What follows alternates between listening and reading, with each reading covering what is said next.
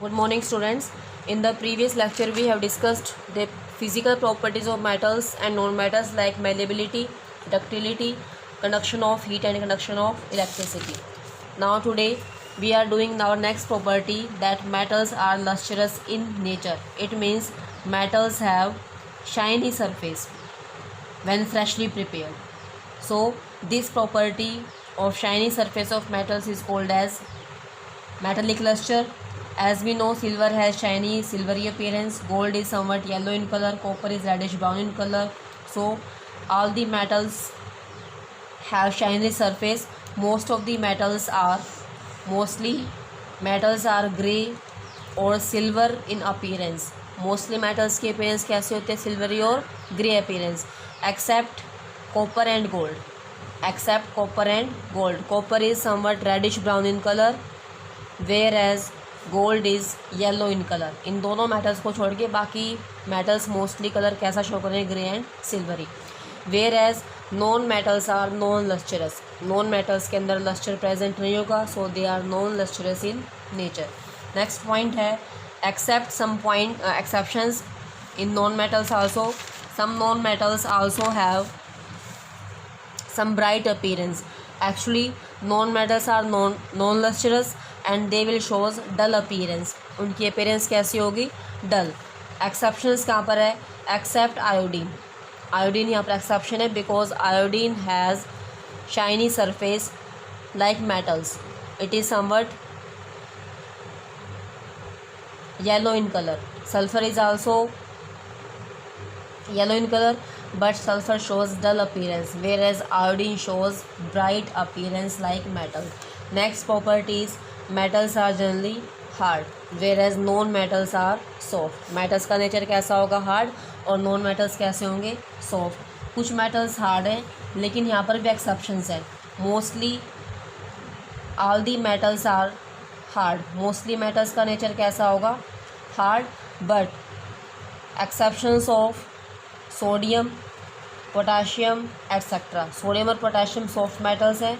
These metals are so soft that we can easily cut with a knife, while other metals such as gold, silver, platinum, iron, they are so hard that we can't cut them with the help of a knife. Non metals are soft. Mostly सारे non metals का nature कैसा होगा? Soft. लेकिन यहाँ पर एक exception present है, accept diamond. अब जो डायमंड है वो क्या है? कार्बन का एलोट्रोप है. एलोट्रोप्स कल बताया था. एलोट्रोप्स वो सब्सटेंसेस या वो स्पीसीज होते हैं जो कोई भी मेटल या कोई भी एटम अपनी दो फॉर्म में एग्जिस्ट करता है. एलोट्रोपिक प्रॉपर्टी बोलते हैं इसको. So when an element exist in more than one form, that property is called as allotropy and that's elements और that substances are called as allotropes. तो डायमंड क्या है? एलोट्रोप ऑफ कार्बन है and is the hardest substance known. ठीक है, diamond कैसा है? Hardest substance है. अब इसको हम नाइफ की हेल्प से कट नहीं कर सकते, लेकिन जो बाकी नॉन मेटल्स हैं वो कैसे होंगे? Soft. They can easily cut with the help of a knife. So next point is metals have high tensile strength. Metals possess high tensile strength. जितने भी मेटल्स हैं उनकी tensile strength means tendency to bear weight without breaking. They can hold large amount of weight without breaking. बगैर टूटे ये substance जो है, metal जो है वो ज़्यादा वेट को कैरी कर सकते हैं. तो मेटल्स कैसी स्ट्रेंथ क्या होगी? ज़्यादा. एग्जांपल है स्टील. स्टील क्या है? It is an alloy of iron and carbon. Carbon जो इसके अंदर इम्प्योरिटी ऐड कर दी है. इम्प्योरिटी ऐड करने से क्या बन जाएगा? एलॉय. और जो हमारे पास एलॉय आएगा उसका नेम क्या होगा? स्टील. ये स्टील जो है आयरन से भी क्या होगा? ज़्यादा हार्ड होगा, ज़्यादा स्ट्रॉन्ग होगा और ज़्यादा टेंसाइल स्ट्रेंथ को बियर करेगा. So it is use in construction of building, bridges etcetera. Next point है यहाँ पर in case of non metals they possess low tensile strength. They possess low tensile strength and are brittle in nature. यहाँ पर nature कैसा आ जाएगा?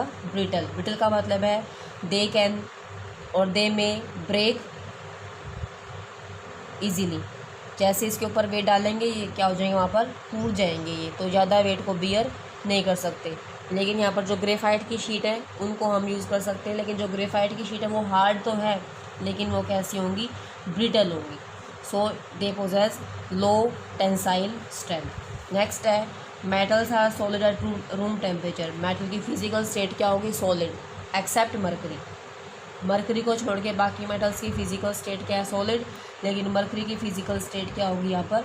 Liquid. Non metals की physical state दे में B solid और दे में बी गैस। सॉलिड फॉर्म में भी हो सकते हैं और गैशियस फॉर्म में भी, लेकिन यहाँ पर भी एक्सेप्शन है, एक्सेप्ट ब्रोमीन। ब्रोमीन को छोड़ के बाकी नॉन मेटल सॉलिड है या फिर गैशियस स्टेट में, लेकिन जो ब्रोमीन है उसकी फिजिकल स्टेट यहाँ पर क्या होगी?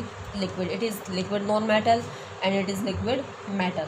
Next point is now metals are hard solid therefore they possess high melting point and high boiling point. फिर जो मेटल्स हमारे सॉफ्ट थे उनका मेल्टिंग और बॉइलिंग पॉइंट यहाँ पर क्या हो जाएगा? लो। जैसे सोडियम पोटेशियम सॉफ्ट मेटल थे, तो इस केस में जो मेल्टिंग पॉइंट या बॉइलिंग पॉइंट आएंगे स्पीसीज के वो लो होंगे। क्लियर है पॉइंट? यहाँ पर भी कुछ एक्सेप्शंस हैं। गैलियम सीजियम, दो मेटल्स हैं। First is named as gallium, symbol इसका होगा Ga। Second is caesium, symbol is Cs। So these metals are liquid at room temperature. अगर टेम्परेचर थोड़ा सा ज़्यादा हो गया, रूम टेम्परेचर होता है 25 डिग्री सेल्सियस और 298 केल्विन, अगर टेम्परेचर इससे थोड़ा सा इंक्रीज़ हो जाता है तो उस केस में दोनों मेटल्स क्या हो जाएंगे?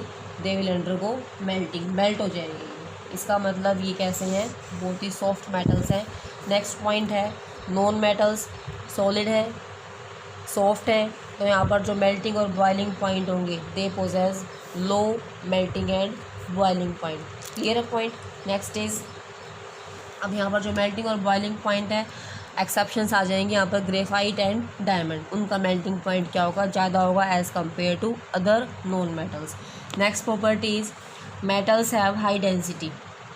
Metals possess high density. So density means ratio of mass by volume. अगर मास ज़्यादा है तो डेंसिटी भी क्या होगी? हाई ज़्यादा होगी। तो उस केस में स्पीसीज को हम बोलेंगे मोर denser, they have high density. Non metals have low density, क्योंकि ये सॉफ्ट है तो डेंसिटी यहाँ पर कैसे आ जाएगी? Low. These are called as light elements.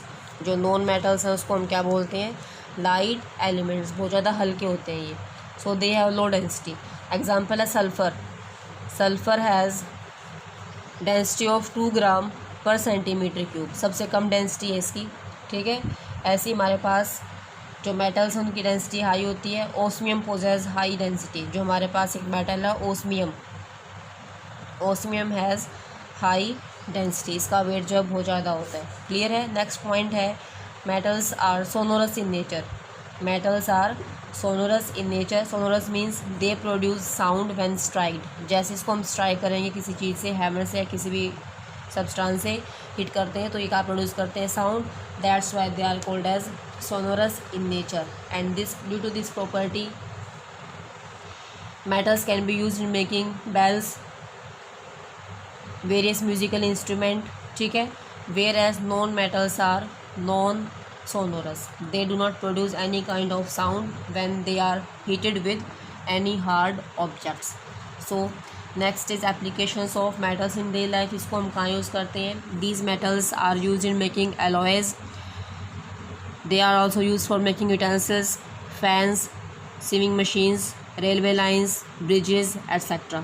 ठीक है, ट्रांसपोर्टेशन के लिए भी यूज़ होते हैं ये ट्रक्स, बसेस, ट्रेन्स वगैरह की फॉर्मेशन के लिए। No applications of non metals. Non metals की भी हमारी डेली लाइफ में काफ़ी एप्लीकेशंस हैं। मेनली हमारे पास 3 नॉन मेटल्स है, carbon, second is hydrogen, third is oxygen. तीनों नॉन मेटल्स लिविंग थिंग्स के लिए भी इम्पोर्टेंट है। जैसे कार्बन है, it is the main important non metal because all the life on the earth is made up of carbon compound in the form of carbohydrate, proteins, fats, enzymes, biomolecules जितने भी present है हर एक के अंदर main component क्या होगा? Carbon. तो जो कार्बन है वो ग्रोथ के लिए, मेंटेनेंस के लिए असेंशियल है लिविंग ऑर्गेनिज्म के लिए। Hydrogen is also essential for maintenance and growth of life because it is also the main component in carbohydrates, biomolecules simply जिसको हम बोल सकते हैं। ठीक है, it is also used in hydrogenation of vegetables and oils into vegetable ghee. Next is oxygen, it is also another non metal and is required or is essential for breathing to sustain life on the earth. It is also essential for combustion, that is burning of fuels, which provide energy and help in doing various works like cooking, for running vehicles like car, buses, train, etc. And it also help in generating electricity. So your homework is revise topic 2.1 to 2.4.6.